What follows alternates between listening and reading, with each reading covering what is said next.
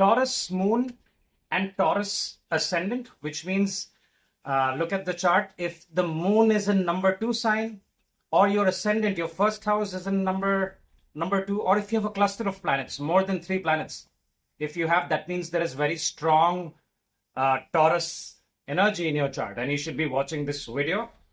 Nothing but Vrishab Rashi and Vrishab Lagna. Rashi means the moon sign, which means if moon is in Taurus, and Lagna means the ascendant, right? This is different from your sun signs, which is only every 12th person is the same sun sign. It's calculated.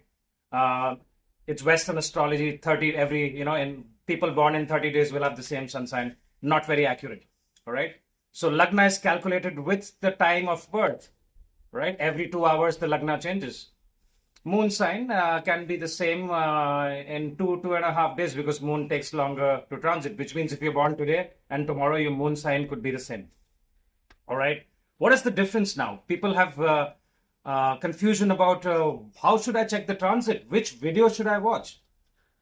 So you should, if your moon is in Taurus, you should be watching this video. And if your first house or your ascendant or your Lagna is in Taurus, you should be watching this video, because I'm going to speak about both, and I will also explain the difference in how to look at it. So moon is nothing but your feelings and your emotions, how you react to ups and downs in life,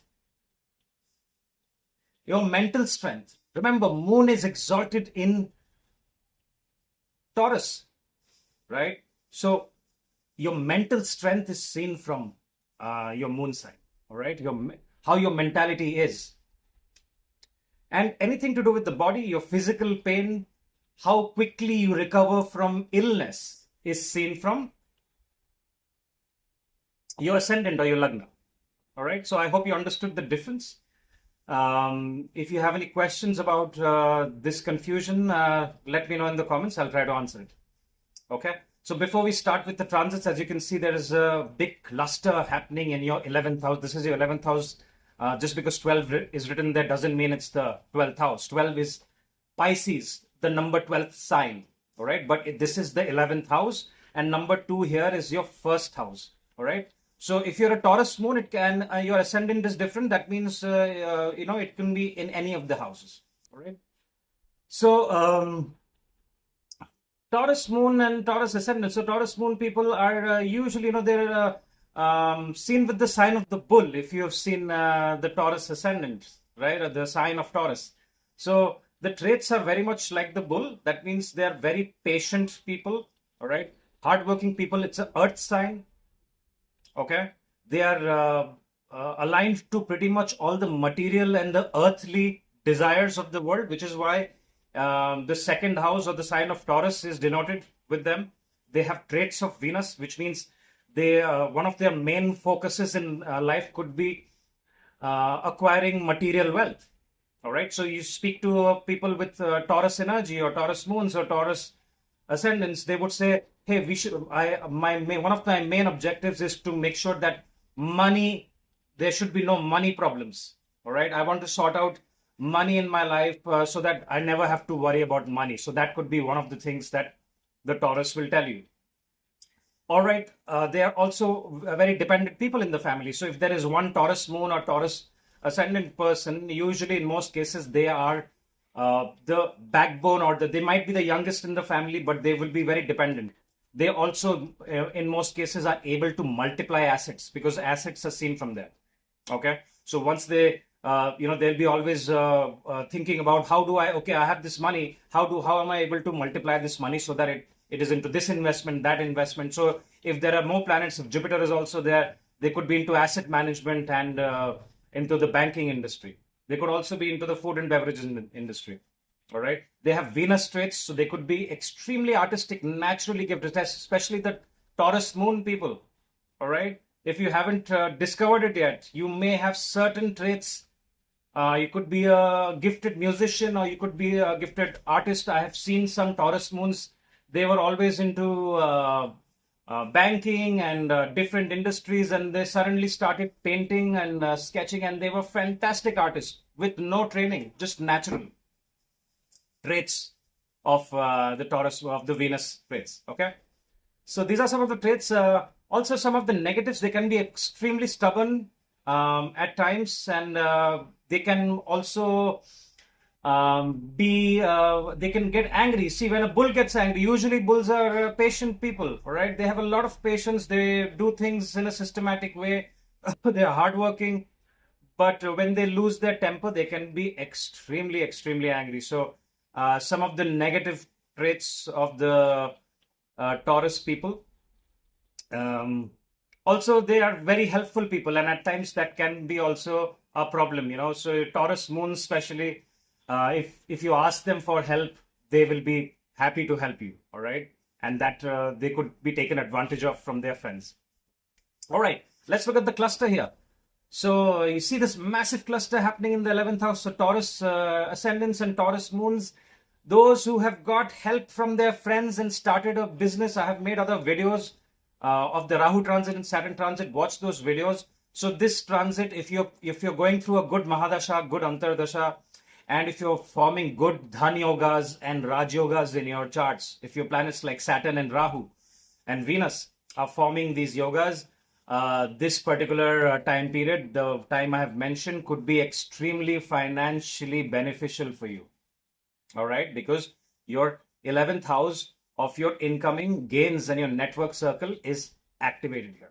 All right, how do you get the most of this particular transit? You will start using your network circle. Start networking and meeting people online and also face to face. Like, you have the traits of Venus. So most Taurus ascendants are attractive, especially the moon, Taurus moon people. Rohini Nakshatra are very, very attractive people. Go out and socialize. If you consider yourself an introvert, do it on LinkedIn. The ones working professionals. All right. Social media, because 11th house is the house of the masses. And if your business is depending on the masses, for example, you're the hotel industry. You've started a new restaurant. How will people come to your restaurant? Why will they come to your restaurant? All right. So there is no escape from, I keep saying this to people, there is no escape from social media.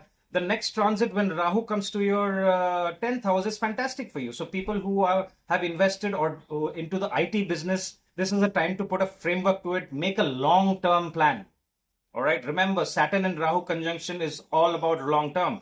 Although Rahu is slightly impatient, but Rahu is a master planner. So make an out-of-the-box plan and make a long-term plan. This is what is Rahu and Saturn, and especially to technology, social media. Even if you're into investing into currencies, your own business, artwork, Venus is involved. Venus is exalted in your 11th house. So if you're into some kind of graphic designing or anything to do with a channel which is to do with entertainment, you're wanting to open a YouTube channel, or you want to go into Instagram and you want to entertain people, this is a fantastic opportunity to make a long-term plan. Look at your 11th house. You could get help from your older siblings. You could get help from your friend circle. You could get business partnerships. Be careful how you approach this, because Rahu is a part of this, and Rahu likes to bend rules. So not everyone that is going to approach you for business partnership is a good person. So watch and filter people out. Make sure you have a checklist so that you are able to figure out who is a genuine person that is approaching you. But you will definitely get opportunities. All right. Now, if you sit at home and you don't do anything in your closed room and you're just swiping your phone and watching unnecessary stuff, it's not going to happen. You need to go out there. See, karma is very important. You need to go out there and reach out. You need to go socialize. You need to connect with your friends and family who are into business. There's a lot of help from the family as well, especially from your father's family. Okay.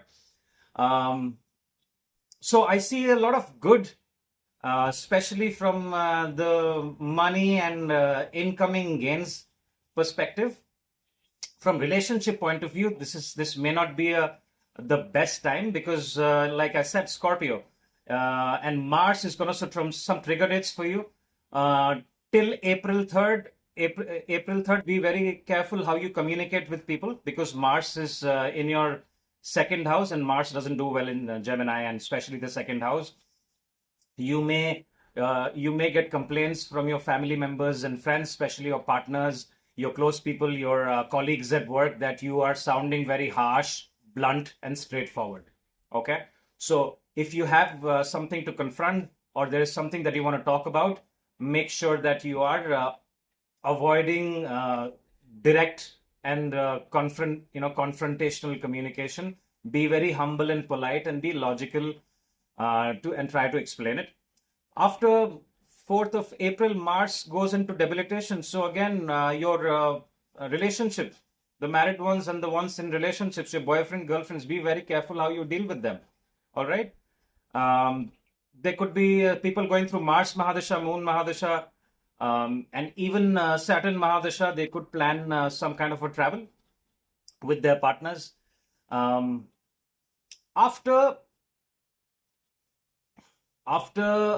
April, so April 14th is another trigger date. People who are going through Rahu Mahadasha, Saturn Mahadasha, and even Venus and Jupiter Mahadasha or Antardashas, look after your health.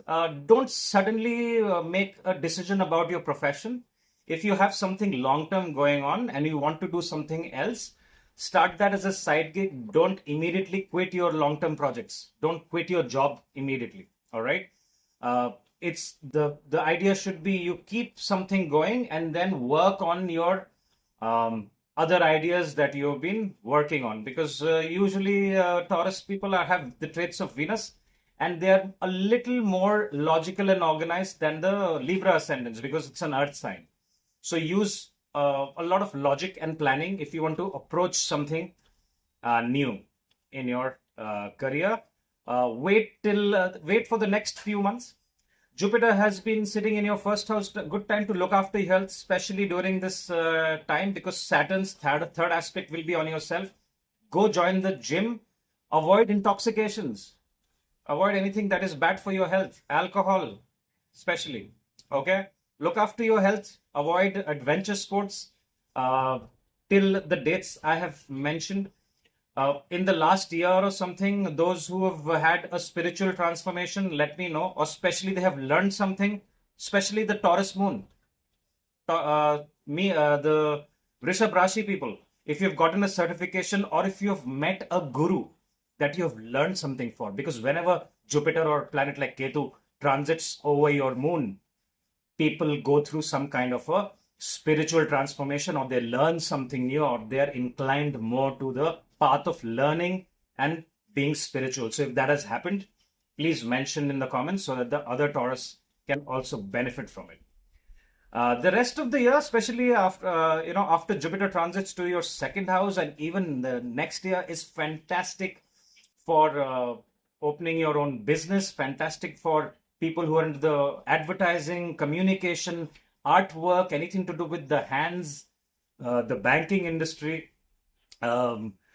Is very, very good. So make sure that you're getting the most out of this particular conjunction. This conjunction can literally change the lives of some people. The ones who have a very strong Dhan Yoga, this Dhan Yoga can get activated this time and you can get the biggest contract of your life. The inheritance or the big money that you have been waiting for, with your own efforts or from your family, can show up right now, because this particular conjunction here is forming a very, very powerful Dhan Yoga for the Taurus moon and the Taurus ascendant. So I wish you all the best. So if it happens, make sure that you let me know in the comments. If you like this video, hit the like button and share it with your friends and family. If you need a consultation, my information is right here. Thank you very much for your time. That's all I have for you right now. Bye-bye.